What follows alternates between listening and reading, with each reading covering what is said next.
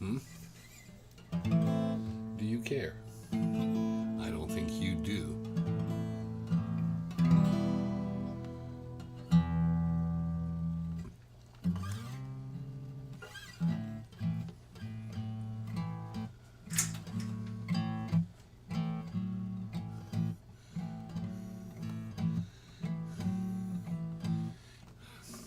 It's weird. The chat's saying it's not connected.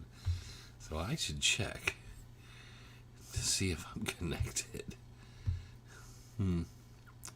Whether or not I need to bump myself up. Since I don't see anybody showing up. It says today's.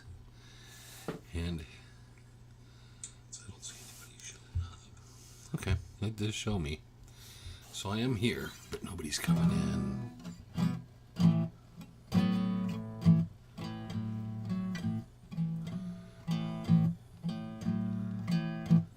It's weird.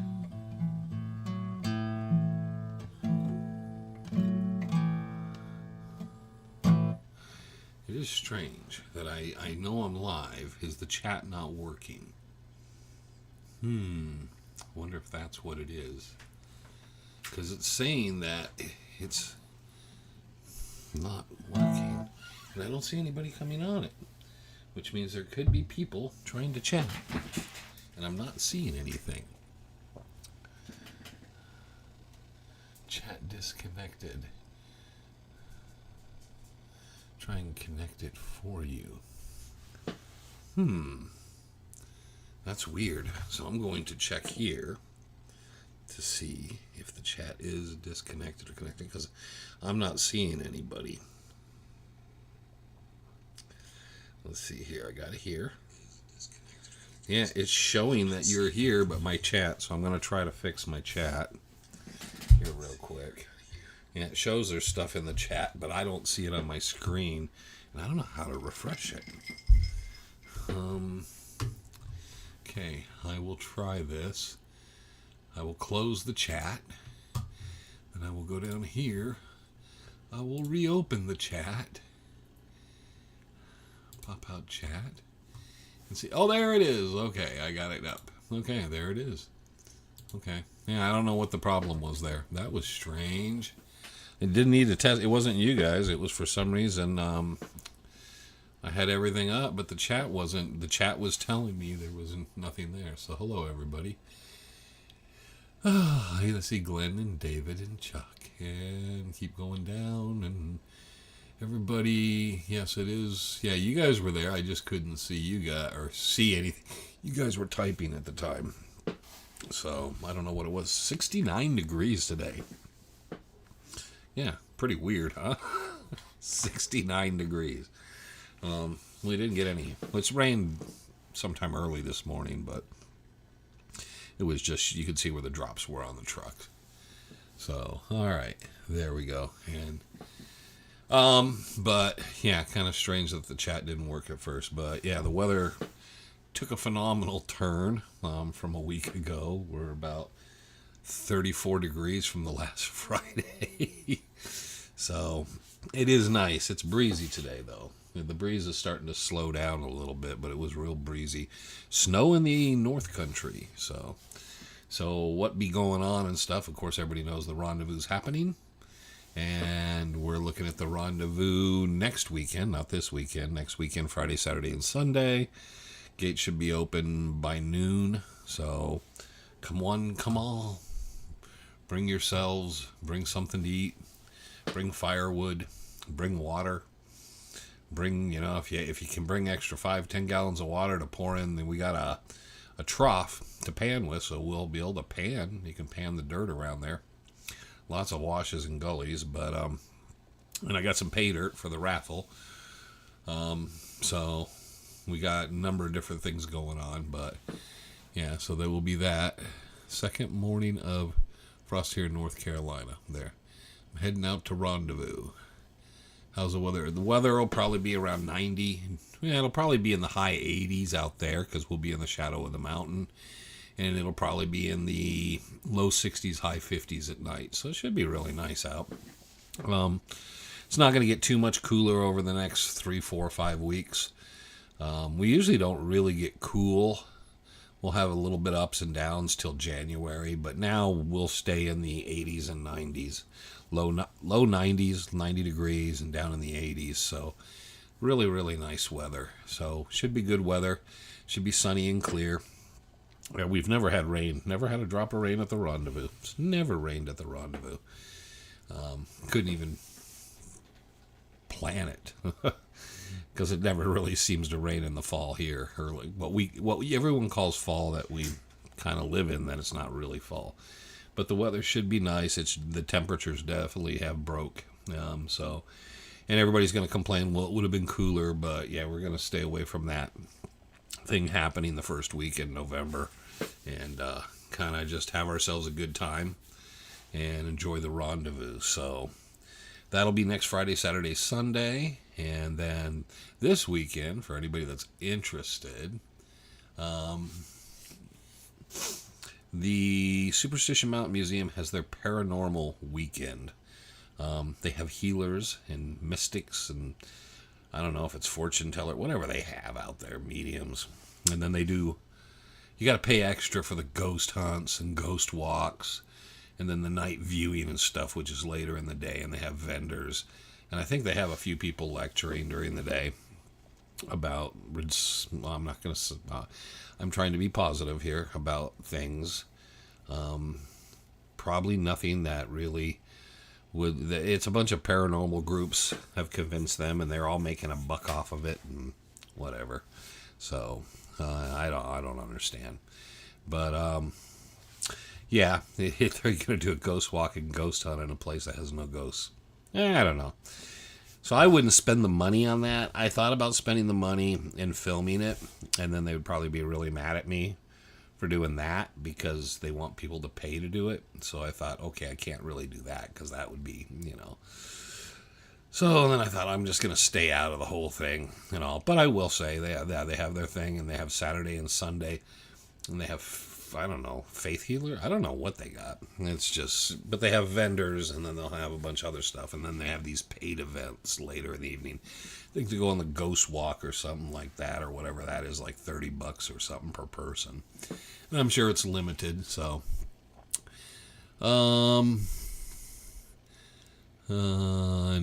She'd have to go. We'll do something at the Rendezvous. And there's people that have died out by the Rendezvous. There's dead people buried out by there. At least, they're just not taking your money from you.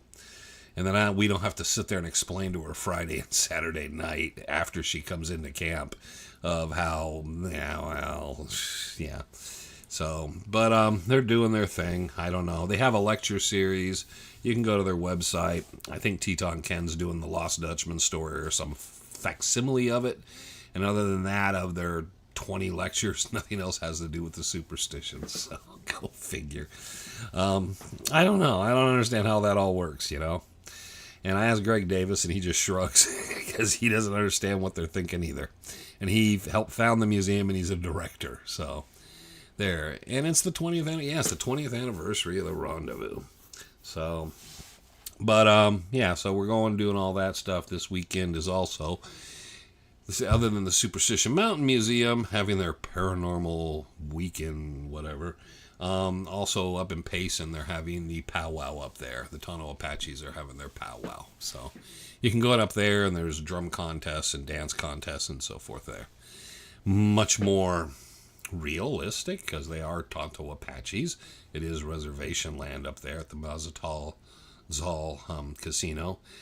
And, so that's kind of more the realistic side of that. The ghost of Bob Ward will be there. I don't think Bob would show up. I don't think anybody's ghost will show up at the museum. It does give you kind of something funny to do. Yeah, but I don't know. I really wanted to go out and do it once just to see what the hell they're doing. And then someone told me, and then I was like, finding it hard because Trevor would want to go. Then Frank would want to go. And I'm thinking, we're giving them that much money just for us to have a few laughs for an hour or so? Nah, I'm not going to do that. So It does not happen, but I will say, P.T. Barnum said there was a sucker born every minute, so there you go. That's as positive as I can spin that.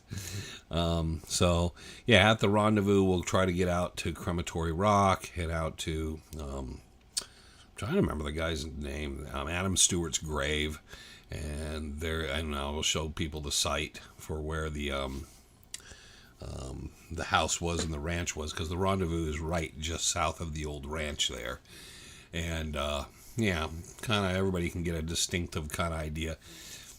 I don't think anything really happens out there. And I've never, when we do the Rendezvous, you figure that would stir something up. Nothing ever stirs up. We tried last year, and we failed. So, we even bring Sal. And Sal can't get anything stirred up. Who knows? Think we can get more ghost stuff from you in your stories. There you go. The ghost of Bubble will be... Okay, I'm caught up. But anyways, so not to put them down, because I know it's a business. It's like anything. It's like something on television. It's meant to make money. They're trying to raise money, I guess. I think one of those paranormal groups is the group that... it might be. There's 2 or 3 of them involved. 1 or 2 of them may be the ones that completely backed out from doing anything with me. So, and we won't go into detail, but it was just like, hey, you bring your stuff, we'll bring our stuff. We can swap cards or whatever at the end of the day. We can see what we find. You can put stuff on your channel, which they don't really... I don't think they know how to do it as well. And we'll do stuff on ours. And we'll compare, but we'll see what we get. And I'll talk about it. If I'm wrong, I'm wrong. And everybody backed out of it because, we were going to take something from them. I guess we're going to take their juju from them somehow. I don't know. So if you're thinking, So, but I think a couple of those groups are involved. Travis Walton.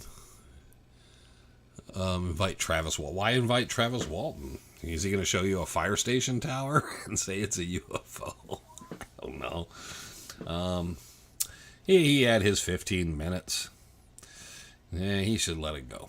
He got paid a few times on it. Still a couple. Well, he doesn't get paid much anymore. I don't think too much BS came up with all that stuff at all. So anyways, but he is still lurking around. And a couple of the guys that did that were still working around. I talked to one of them. And then someone tried to hook me up with another one of them And I said, that's not really my thing. And I said, I don't want to sit there and kind of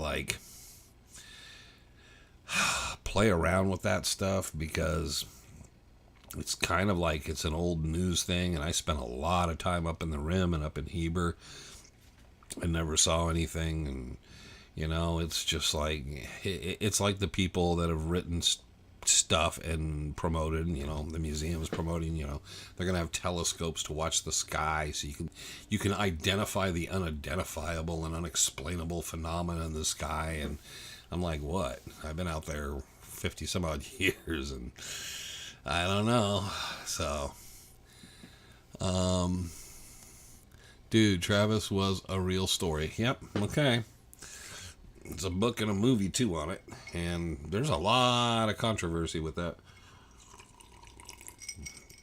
Tell you what, on my stories that I tell, I could pass a lie detector test. Guarantee that.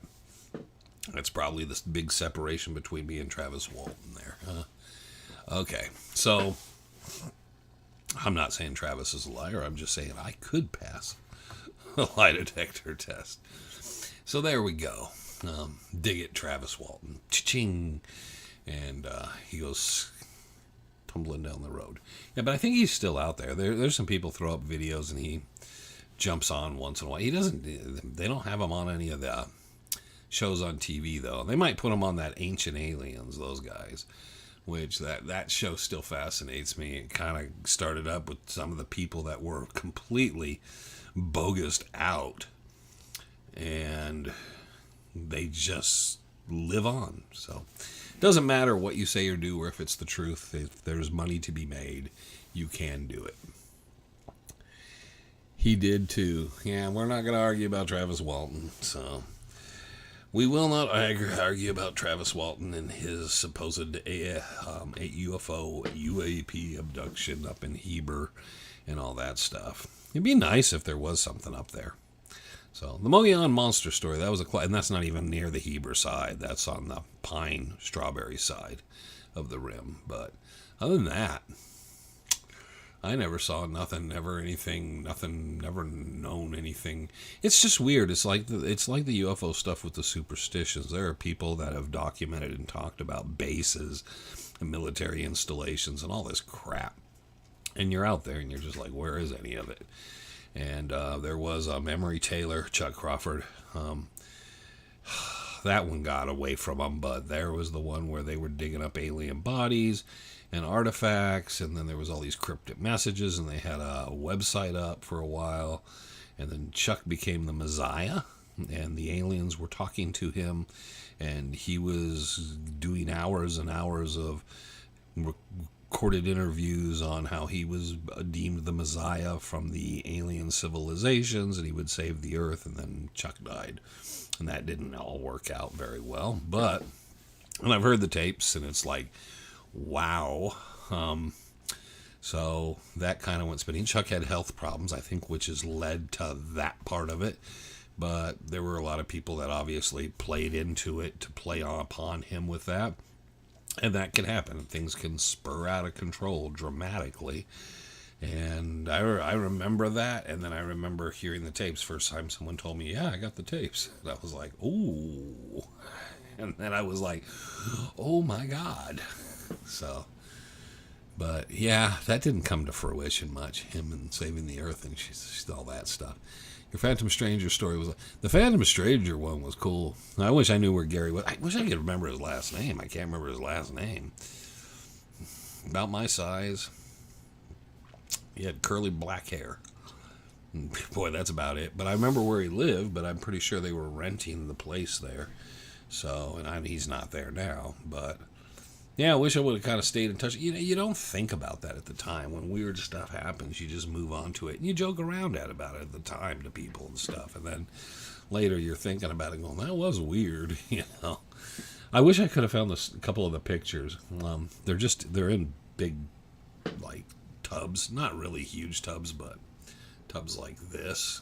And they're all just in there, and I wish I could find a few of those of him just standing there pointing. I didn't take a lot of pictures back in those days, but I did take pictures of him doing that because I thought that would be cool. And it just shows him on the trail pointing. So if you didn't have the context of the story, you would just think it's a guy pointing at something on the trail. Okay. Let's see.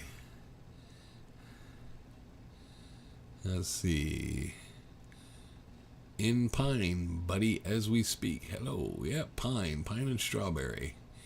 The western entry into the Mogollon Rim. The Phantom Stranger was awesome. Country Carpenter goes, yeah.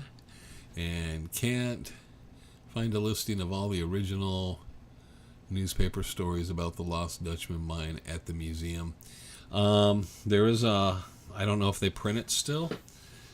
We can check, and at the Rendezvous, I'll talk to Greg Davis. Greg Davis published, it's kind of, it's a stapled together handout that first 10, 15 years of the newspaper articles. If you want the newspaper articles, what you have to find is this. Hold on. It's actually close enough I can grab a copy of it. It's this book right here. This is the chronological history of the Superstition Wilderness Area, Lost Dutchman Mine, adjacent Central and Mountain Region by Tom Collenborn. This is every newspaper article. So it gives you the article date and stuff. Now, Greg Davis's archive has all those articles. So if you go through this book and you find the articles you want concerning certain things or stories told about the superstitions, or you could just go to Greg's and start going year by year. He has all the original articles up until... Now, Greg's continued them, so the book only goes into probably about 1990 or so. And then Tom never printed any updates on it. But this is a really excellent resource if you find a copy of this. There's not a ton of them. The museum used to publish these and have them on the shelf, so if it's down there, grab it, because it's a great, great resource. So the chronological history, there is a big version, hardback, which is even harder. There was a very limited number of those. I don't know how many, but Greg did publish a thing that has about 25 pages of the early articles, and it's the early newspaper accounts of the Lost Dutchman mine and Jacob Waltz. And the museum used to carry that as well, so I don't know one or the other. But Greg has the stuff. It's on the far west, on the east side of the far west aisle. There's rows of from 18, like you start at 1880, 1881, 82, and it goes all the years of newspaper articles. And you open it up, it has every article listing the superstitions, the adjacent area, and the Lost Dutchman mine. So if you have that book, you can figure out what you want. And then if you ever make the visit and you go to the archives there, not at the museum doesn't carry those archives. They just seem to dump stuff.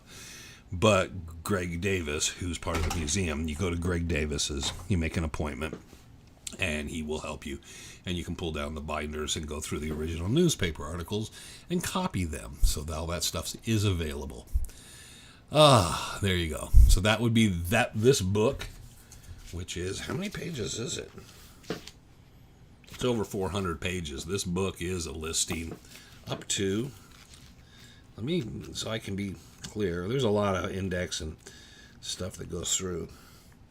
360 pages, and the last entry is December 26, 2000, so I was wrong. It was beyond the night, so it was just at the end of 2000. Tom quit updating those, but Greg has the other material after 2000. So after 2000, you would have to go through book by book. So that would be 24, probably, binders of material to go through. There you go. Hey, Wayne, howdy, hey, y'all. Okay, there we go. Bigfoot country is where? I don't know where there's Bigfoot country. Who else in the Mesa Cemetery? I think the Barclays are there. There's a lot of people there, the Anderson family.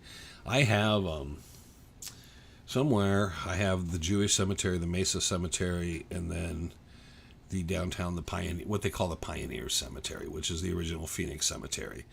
And I have the listings and a lot of pictures in a binder of those. Because I would go down and then I would research and take the rolls, and then I would go out and take pictures of things. And it wasn't for the internet purpose. It was for me to kind of have resource material of knowing. So I would spend time at them and then kind of like try to put things together. And there was quite a few people. I think now it's tough. You're trying to remember somebody's name. I wasn't calling you when I went. I wasn't call the dog. Ed Piper. I think Ed Piper might be in Mesa. A lot of people buried in Mesa. So if you know your Dutchman history, you go through there and see a lot of names you're familiar with the ranchers and a lot of people like that. Okay, so we're caught up again. So there we go. Okay.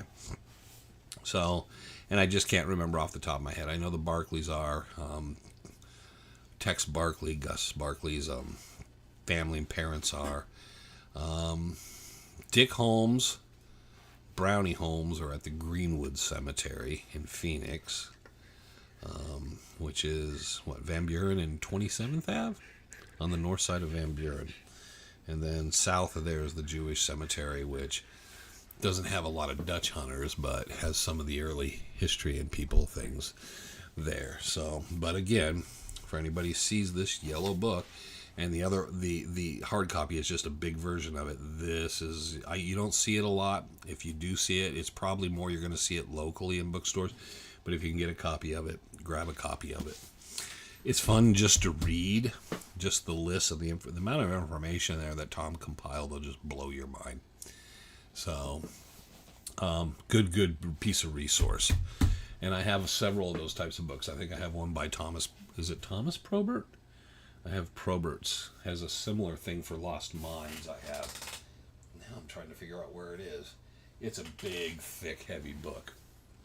And it's the same thing, but it's more of an index of newspaper and stuff of various treasure stories throughout the Southwest. So it's cool to have those type of index because it gives you references of where, and as the world changes and more stuff is available online through places, you can actually access it. Like Ancestry's archives or getting bigger newspaper.com. So you're starting to get more and more resources. So having these type of books will actually allow you to access more resources. But I would say if you want to know Dutchman stuff, it's the Greg Davis archives, and that book is going to fulfill everything you want. And I utilize it all the time. I make notes and then I go down, and one of the first places I'll start is that stuff. If I have dates or anything, or the dates I'm looking for, I'll start going through that stuff. And there's a lot to go through because it's any event, parades, anything to do with the Dutchman, but also people die in the mountains, people searching for the mountains, people. And we did lists. We did lists of the people that died because you can compile that off the book. We also did lists of, by the decades, of people that found the lost Dutchman, that claimed and did interviews. And we did a lot of that on a Chasing Legends Live many years ago. We did that. And I don't think we labeled those or anything, so you just have...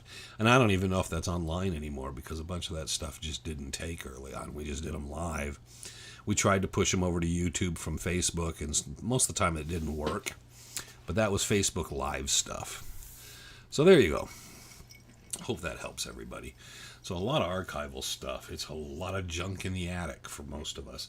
And those things are definitely an excellent resource because they give you different spellings, proper spellings, sometimes the names you might not know. And then you can find a lot of death dates and when reports were. It also can help you if you're looking for photography records. A lot of times they're kept at ASU in the Hayden collections. And a lot of times, or it could be in the Arizona room at the Burton Barr Library or at U of A, but it'll give you, sometimes you'll be able to track down who the photographer was for certain articles, and then you can go from there and find their collection because they might have taken and used one or two pictures in a newspaper article. When they found Adolf Ruth's remains, they took more than one or two pictures, so there's a whole catalog of photographs. They're kind of redundant. It doesn't really pop at you for a book, but there's lots of stuff always that's not published you've never seen before. And it's good to get those and reference them because they put things in context and stuff. Tucson, I hear. Hi, Wayne. Tucson here. I'm sorry you have to live in Tucson, but hey, shoulder that burden for all of us. What are your thoughts on PC? PC Bicknell was a writer. He was, think about it. He was a writer. What do writers do? They write. They write articles. He had money. He was pretty well off at that time. And he went in the mountains and he wrote stories about the mountains. If you're going to say his stories were completely accurate and so forth, they weren't. He took an interest and he went out and he liked to write adventure type stories. It's funny because P.C. Bicknell is Pierpont, which was his first name, Pierpont, or Pierpont. But anyways, a lot of people give him a lot of credit. Well, he did go in the mountains and he searched around, made a couple trips and all. But what's kind of weird is Orrin Arnold did the same thing. Orrin Arnold came 25 years later, but Orrin Arnold did the same thing and wrote books and collections and did a lot of magazine articles. Similar thing. But we don't look at Orrin Arnold as the same as Bicknell. And Orrin Arnold spent as much time in the mountains, or probably longer period of time, searching for the Dutchman, and wrote more treasure stories and stuff than Bicknell did over his career. Probably is the more well-known author of the two. But because we know exactly Orrin Arnold's game was, he wasn't trying to give up clues. He was just trying to write books to help promote Through the Dawns. Remember, the first book ever published on the Lost Dutchman was Through the Dawns of Arizona, of which one of the original members was Orrin Arnold. So he doesn't get the same poof as P.C. Bicknell. I was interested in Bicknell's stuff early on, and then I found out he kind of was chasing around, and he went into Rogers Canyon, and there was a mix of things. He was looking at different stories, the Two Soldiers story, the Lost Dutchman, which I think in the Two Soldiers, it was the Two French Soldiers story, and a number of other stories. So he was a newspaper writer. Later, we were talking Orrin Arnold. Orrin Arnold wrote for magazines, more so than newspapers. But you always have to take that stuff kind of like with a grain of salt, because they're writing for a purpose, to earn and make money and fame and fortune and whatever like that. So was he really searching for the mind? Was he really trying to, I don't know. It's better to look at the writings and notes of someone like Jim Bark at that time, because he was there, and Bark's perception, whatever he was going to let us know, was going to be more realistic of what was really happening. So those I spoke earlier of Greg Davis's, and I'll find it here. I know it's right here. Oh, I'll make it to get out. Where is it?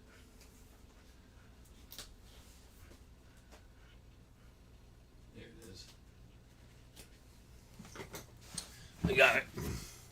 Early newspaper articles of the Superstition Mountains and the Lost Dutchman gold mine. Oop, there it is. Okay, so that also has the P.C. Bicknell articles and stuff in it, I believe. So, and it's not very long, like I said. It's, oh, I was wrong. It's 48 pages long. And it was published by the Superstition Mountain Historical Society. I don't know. I guess, let's see if it is. Compiled by Gregory Davis, edited and prepared by Joyce Johnson in 1992. Anyways, I don't know if Greg would be open to, maybe that, that's something. I've told them for years, because this isn't a very big packet, is print a bunch of these, put $5 a piece on them. Print a bunch of Almoros, Milton Roses, the ones that are stapled together, these kind of short 40, 50 page things. There's the, damn it, Irwin Ruth, the two things, Seething not Seething Loathing in the Superstitions. Mixing things up. Anyways, Seething Romance or Fervent Romance and whatever. But anyways, his two things. Put all that stuff together, and then we'll have it out at tables, and maybe you guys at the museum could make some money, because I think a lot of people don't have these anymore, because I don't think they publish them and put them out for sale. They put out basically a lot of fictional stuff. Even some of the nonfiction in the museum is just fictional.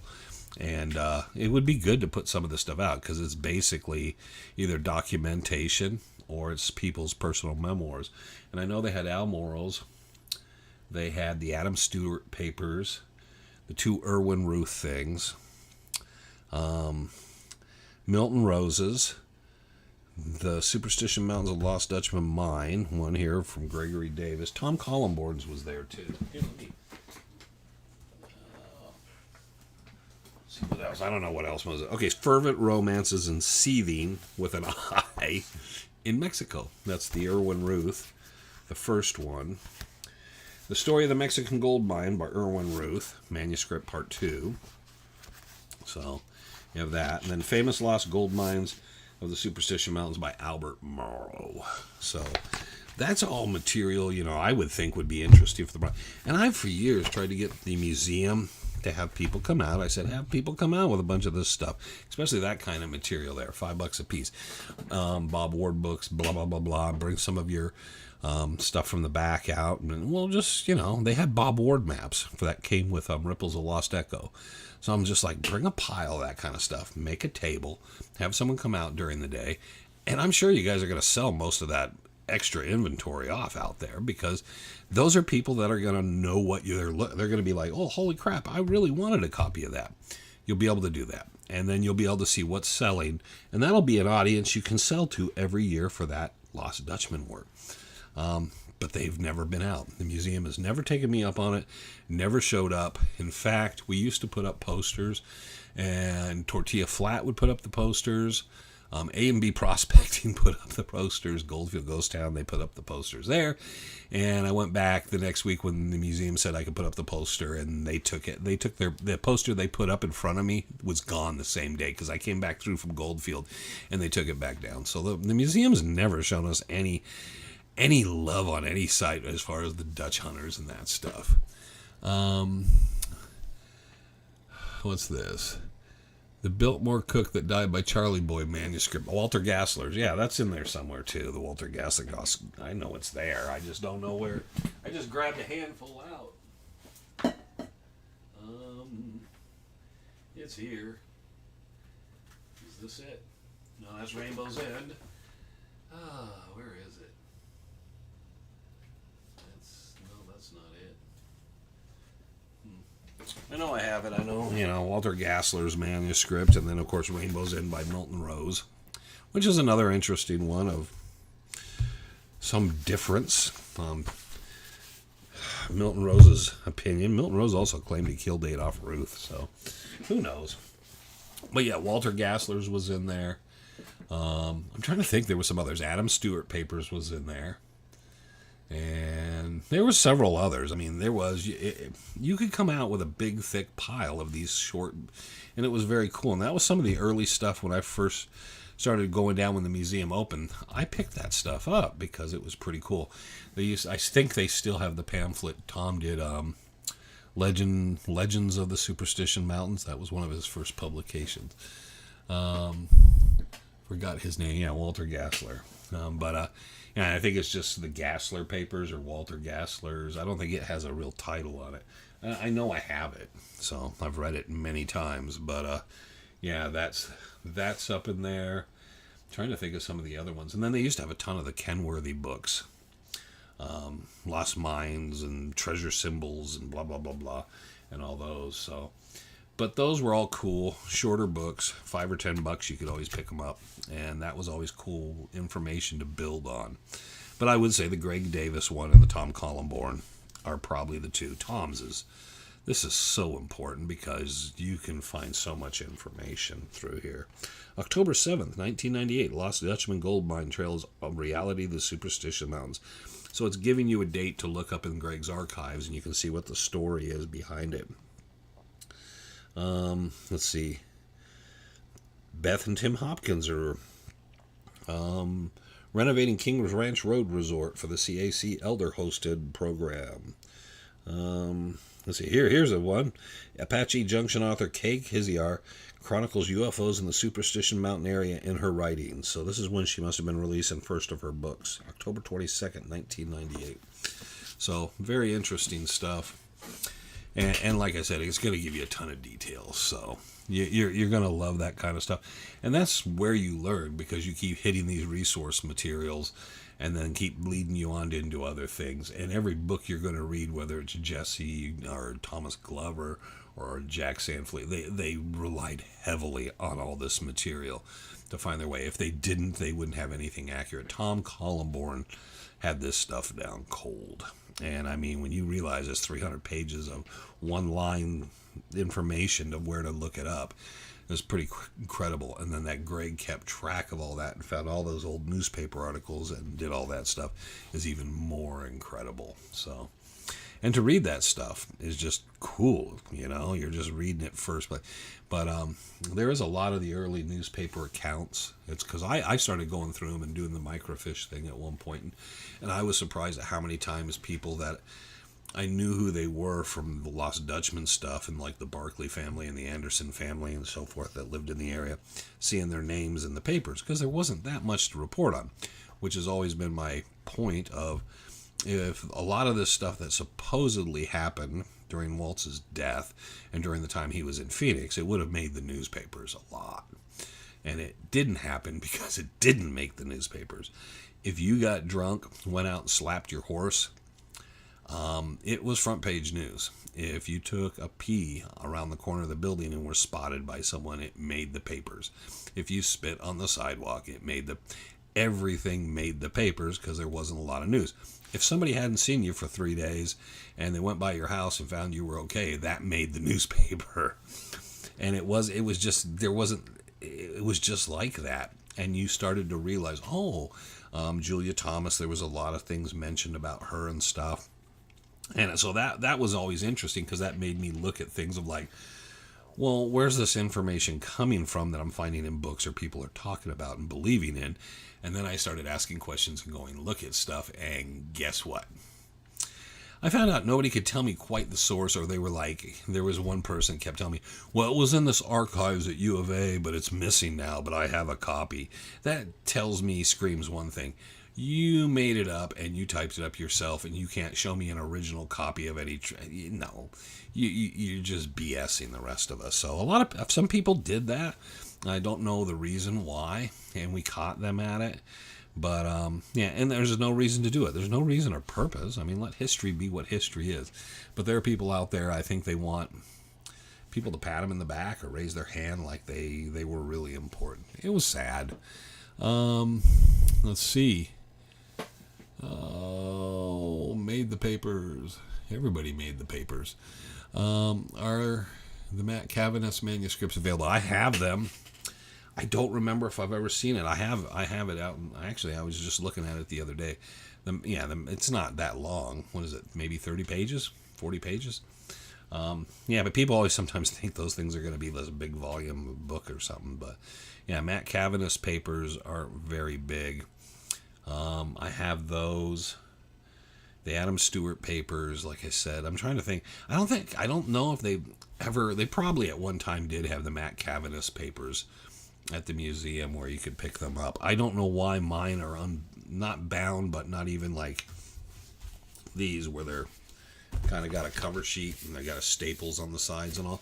I don't know why mine isn't like that. Mine just says the Matt Cavaniss papers, and it's just you can tell I copied it off. So I don't know if I copied it from Greg's or an archive from somewhere. I don't know. Drink to Bob Ward. And I think my Walter Gassler manuscripts are in my Walter Gassler files. I think I have 2 or 3 copies of them, and I think they're all in his files out in the garage, not on the bookshelf. What canyon do you think is the most likely place in the mountains where all the clues? Shoes, just the other day, I saw Shoes on some program, and he was talking that all the mountains basically run north-south. And if you start going through the canyons, people get lost because all the canyons kind of look really the same. And if you don't know where you're in the mountains, you won't know which canyon you are. Difference from Boulder to LaBarge to this to that to Hewitt, which you should. But it is kind of weird once you get deep back in the mountains. If you're central in a canyon, if you didn't know better, you wouldn't know one from the other. They're all pretty similar. They all fit is the problem. And there's peaks, and you can literally get a lot of places to fit. You have to go more by of what Jim Bark, we don't know from him, of what some of the original we were going to go make a trip and how we were going about this trip, because there's more information on that. I always look at it as when it came to John Tuning from Deering's stuff, he ended up at Coffee Flats and Bluff Springs most of the time, and then later ended up at Horse Mesa. Bark and Ely were the same way. They were definitely Bluff Springs guys. Don't listen to the Peters Mesa guys. But they ended up at Horse Mesa as well. So Horse Mesa always interests me because all these guys at one point end up at Horse Mesa. There's some interesting things up at Horse Mesa. And I believe that's where there was an encampment along the Salt River there. Is the Lost Dutchman mine up there? It's a very odd place for it to be because of the mineralization and so forth. But it's hard to say. It could be anywhere. Any place could hold it, but it would have to be fit within something of the directions. And there's people that'll go Holmes directions because it really holds them less to having to be very accurate. It just becomes this general kind of like fairy tale shit, and you could just makes it easier to stretch things. Or you can go by the Petrash and Thomas stuff, which is reiterated by the two of them, and then follow Jim Bark and Sim Zeeley and some people after that, in kind of the areas where those people were always looking. And I always kind of held to that as, why were they focused in certain areas? And were they really in these other areas later? Because there was a lot of people would tell you, oh, they were here, they were there. Well, when they first started, Julia and Reinhardt had no clue where they were going. And they were way off. They were in Hog Canyon. They were all over the place. And look at it, they weren't even penetrating the mountains.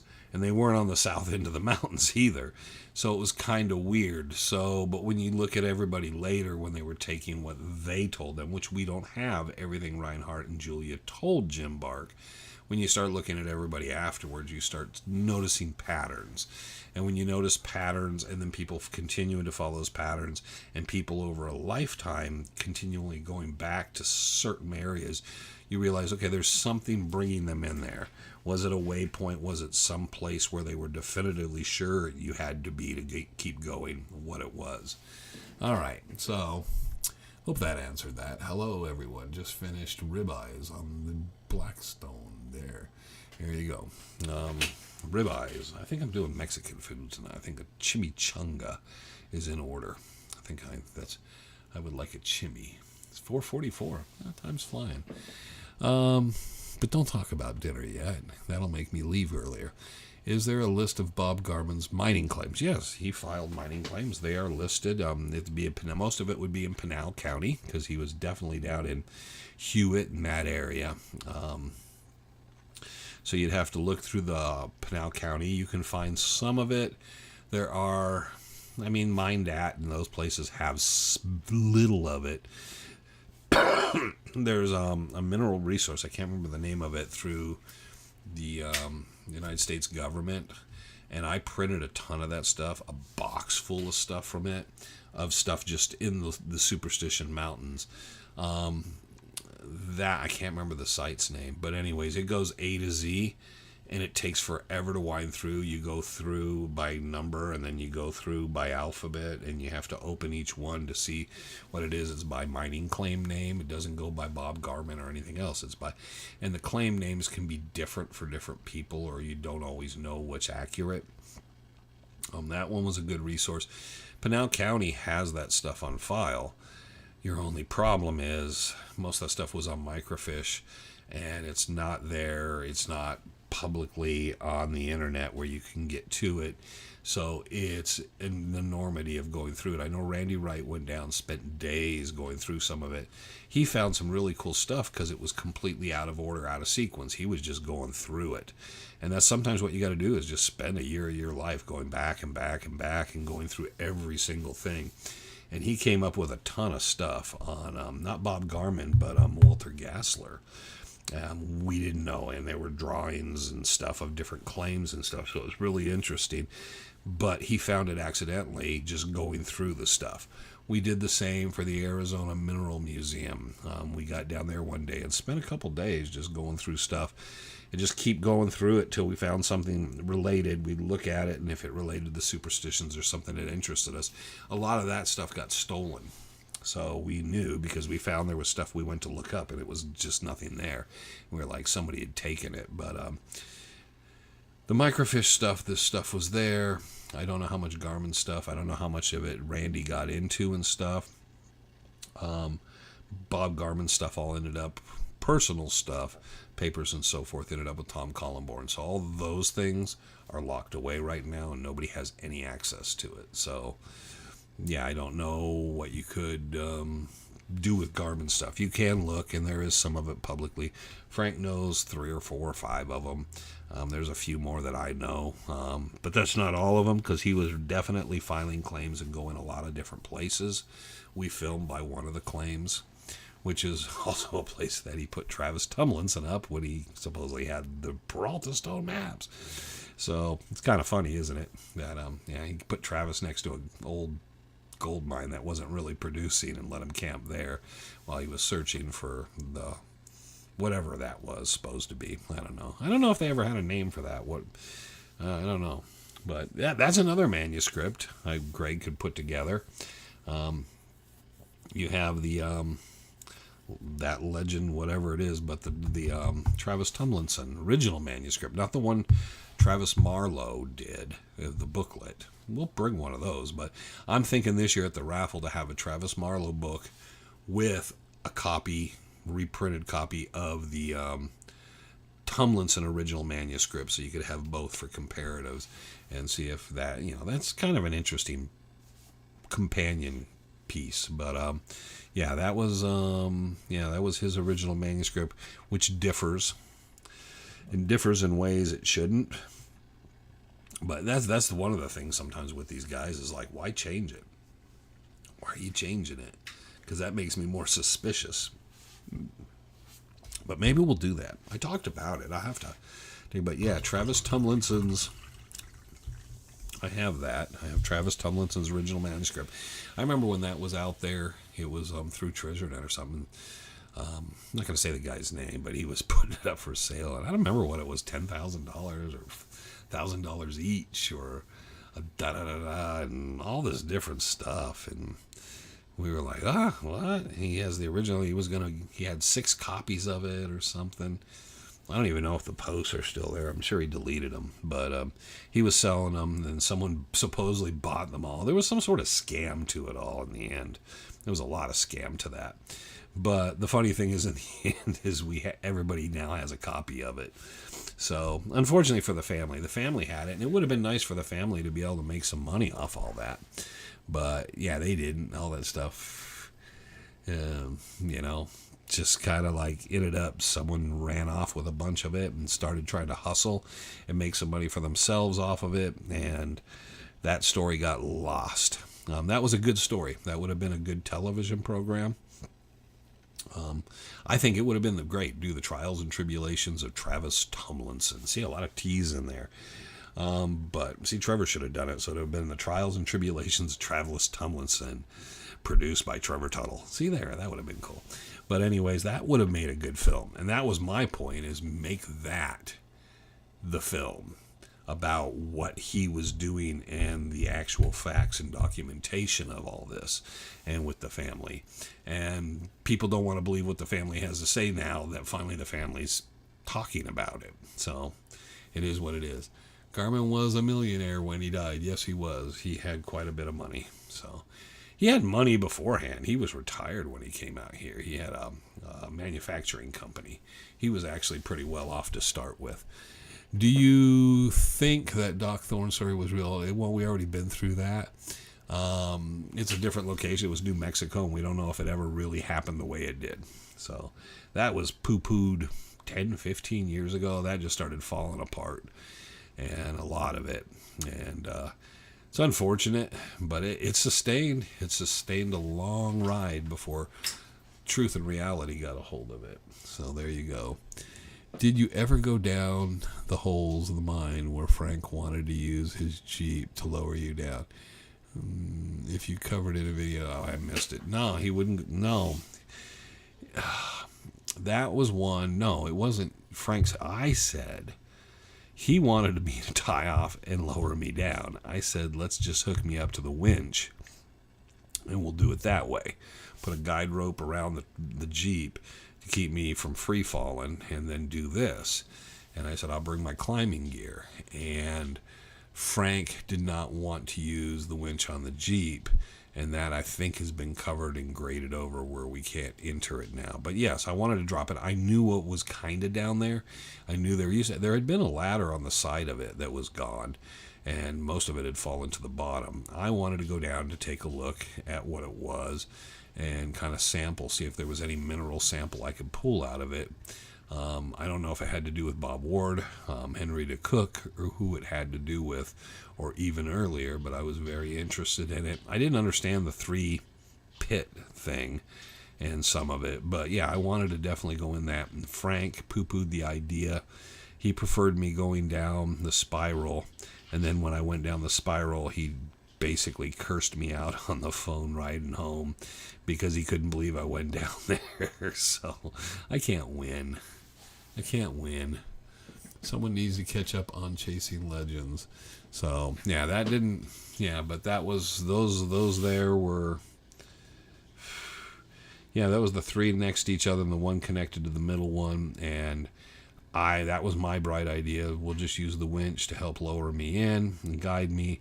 We'll put a secondary rope on me that they could hold off on, and then they could communicate with me. And I kind of worked it all out. And then Frank said he said, the winch won't hold you. Well, if the winch won't hold me, then how's it going to pull the Jeep out of something? Because the Jeep weighs a lot more than me. So I don't know. I think he was afraid. I was willing to go. Thought it was the spiral. The spiral I went in, no, he couldn't get the Jeep near the spiral. There's no way. No, that was it now where the county park is. That was a mine, not the staircase mine by Bob Ward's cabin, but another one over in that area. You had the Kovacs chicken mine, and then you had this one. And I nobody knew the name of it. I asked someone, and they told me it went straight down, and there was a wooden platform on the bottom, and they didn't know what else they did with it, but it used to have a wooden ladder. And I asked how deep it was, and they said probably 60, 70 feet down, straight down. It looked very well cut and had held up well, so I was willing to go down it. I wasn't, and I dropped some rocks in it, but yeah, we never put a camera in it because I figured it was an easy one to do since we could pull the Jeep up and lower me in. And Frank poo-pooed it and thought I was crazy. So I should have found someone else with a winch to do it. But I figured, yeah, that one was a no-brainer to me. We should have at least used the winch and lowered the camera. Bob Ward. Where are we at? Yeah, we're almost done for the day. A lot of Dutchman treasure. See, now here you got Gil Gold prospecting from San Antonio, Texas. Every day's a golden day. He did not make it this week. We talked all treasure hunting for the most part, except for current events and stuff at the museum and the rendezvous at the top of the hour. There was no music discussion, and he's gone. So, poo-poo on him. See, he blew it. He should have been here. There he is. He just showed up. What? That's funny that I just threw that out there because I was just thinking, last week he admonished me for doing the music, so this week I decided we're going to play it straight for him, and then he wasn't here. Now he shows up when I call him out on it. Every day's a golden day. There we go. He's the only person that gets a commercial pitch on here. There you go. Catch a video in a while. Well, we talked about mining and treasure and all kinds of stuff today, about people start packing the Camaro to make it. We're excited to make it and try it again. Gonna do some prospecting in Prescott before making a rendezvous, leaving Tuesday morning. Be safe, be careful. If there's anything you guys need or any place you get stuck between Prescott and down in here, shout it out. Let somebody know. Give us a yell. You can always post it to social media or someplace, and we can get somebody to help you out with that Camaro. You think you guys would buy a freaking pickup truck by now, dude. Come on, get out of the 80s. Don't have to be a Camaro, just a pickup truck or a Jeep. Saves you hotel rooms, too, when you have a pickup truck. There you go. So, take care of yourselves. But, so we'll be seeing you guys out next Friday. I don't know how early I'll get out. I don't know how that's all functioning for me. I'm hoping to be out there early. I know Kim Johnson and Chris will be out there. I know there'll be a number of people rolling in early. Leave my camp open. If you see someone trying to get into my camp, kick them out of there. So there it is. What about the covered hole at Bob Ward's where when Sal was there, did you know? That was a bathroom. I know what was in there. I'll get there in a second. See you out at the Don's camp, Lord willing. Have a great weekend. Yeah, we're going to get ready to have that covered hole that we were going to slide back because people covered it. It was partially covered, and then once we talked about it, we spent some time out there because we wanted Sal to tell us what was under there. Sal told us there was a bunch of dynamite Bob had buried down in there because it was going bad. And he buried it down there because it had just rot and nothing would happen to it. It won't blow up. And they put it down there, but that's where they used fecal matter and urine. But that was a toilet spot then. But it was weird because we went back and someone tried to cover it over and make it look like naturally nothing existed there. And we thought that was weird. So we were like, someone had been messing with it, which we thought was funny because when Sal had told us, we used to go poop there. So, but he did say that Bob Ward had thrown a couple dead snakes in there and that there was some dynamite buried down in there. Everybody should have a great time at the rendezvous. I think the weather will be warmer than we like it, which it usually is. I This will be the 20th rendezvous, I think, out of 16 or 17 of them. It's been warmer than we wanted. That's just the rendezvous. And it's Arizona. I mean, why do you come to Arizona? Enjoy your weekend, Wayne. I will try to. Time will pass really quick this next week or two because of all this stuff, because there'll be a lot going on, a lot I'm trying to remember and starting to put things aside and do things. It's really weird. Today Trevor was here and did not see Trevor or sight nor hair, nothing of him. So, yeah, he even talked about something about popping in on the live, and he never showed up. Hey, Jax. Jax keeps showing up out of frame. Let's see here. Just remember a vote. Okay, we're not doing politics. Can we stop by McDonald's? You should always stop by McDonald's on the way to the rendezvous. I always do. That's the last meal before I get out there. Something to snack on Peralta Road when I get out. Oh, by the way, Peralta Road was not paved, so it won't probably be paved till 2026, so it's going to remain dirt. It's in much better shape because they're grading it regularly because of the county park and stuff. And the trailhead should be open now, so should have the trailheads open. They were ticketing and cars and trucks for being out there at the trailheads before. So the Don's Camp is fine. The Las Gold Mine, you come in and you come into the rendezvous. There should be the signage out there too for all that. There they go, the dogs. So they didn't care anymore. But I'm going to get out of here. Yeah, we had a lot of treasure talk. We had a lot of stuff, a lot of good information and stuff. I will see about getting some of this stuff put together. Maybe I will during the week and have some copies of it and a few laying around or something. Do something. It would be cool. Someone could have been the project manager on all that. But always good to have packets like that and different information and stuff, or maybe just put a bunch of that stuff, have a bunch of it there and put it in the raffle for stuff for people to get and stuff. But like I said, I really like the idea of putting Travis Tomlinson's manuscript together with Travis Marlowe's booklet, and then someone gets like that two bang bang kind of thing of like the different takes on it from the two different people. So anyways, that being said and done, patiently waiting for more vids from the Superstitions. Well, those will be coming. We have stuff, but until we have enough to put 12 together and run something concurrently that makes sense, we don't. This next one obviously will seem a little jumpy because I cut my hair between one and the other, so there will be long hair me and then short hair me. Guess we'll just have to live with that without the continuity of that.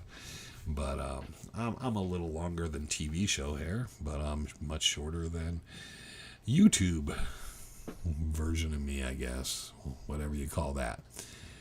Oh yeah, you could star in that movie. Okay, there you go. But we will, like I said, we will be out at the rendezvous. You will see me Friday, and I'm looking forward to everybody out there enjoying the time. I'm trying to see if anybody chat's working that was okay. Somebody was telling me the chat was working. Yeah, and that was much earlier on. Shows you how much I pay attention to my messages while we're doing this. But Larry, you gotta call me, man. I don't listen unless it's a phone call. Text, I usually text out, but I figured it was probably something like that. But thank you. But we're all set to good to go, and we'll get everything together. We'll see everybody out there Friday, Saturday, and then we'll do an update or do our last spooky video on that Monday after the rendezvous. It'll come out, and then after that we'll probably do something on the rendezvous or something. We'll put something together and have that. Also, remember that Sunsets is coming out. There was a little glitch with it I forgot to mention about, but with the whatever they do to make it into the DVDs and Blu-rays, and they had to destroy 100 because things didn't happen the way they were, and there's more to be told on that someday. But anyways, it should still be available and out on time on the 25th of October, which will be the 133rd anniversary of Jacob Waltz's death. So there you go. So that should be still out and everything on that. We're hoping the Blu-ray DVDs will be available for everybody at the Rendezvous, and it should be on Amazon. We're trying to work in iTunes is weird, but it will be on Amazon Prime for available for rent, or you can buy the download, and it'll all be very affordable. We're not making this a big deal. We're trying to make it just so everybody can get it and experience everything there. All right, so that all being said and done, I'm going to move on. I got a grocery pickup, and I got Mexican food to go pick up. So I got more than just pickup. I got pickup. So a lot of pickups in my pickup. There we go. So thank you, everybody. I'll see what we throw together for next Friday. I don't know what we're going to do. I talked to Trevor a little about it, but there may be nothing on next Friday. It might be Trevor runs something on Friday. We might try to do something on our way out just to alert people that, hey, we're posting this up before we go into buffer land, just so everybody's aware we're out there and stuff. But I'm not going to try to do anything like this from out there. It'd be too jumpy and probably wouldn't go out very well, and I probably couldn't read the chats. So I don't even know if I'd even attempt it, just, because it doesn't work, and I think it's working, and I just wasted an hour of my time when I should be cooking dinner. So there we go. All right, I hope to see everybody soon. I hope to see everybody at the Rendezvous. Hope everybody has a great rest of the weekend. Enjoy yourselves. Have a good next week. If you're coming to the Rendezvous, be safe on your travels out. Wave and say hello. And if not, you're just coming out Saturday, we'll see you then. If you can't make it, we will update you and let you know how everything went then, okay? Until then, catch us Monday for the next Chasing Legends.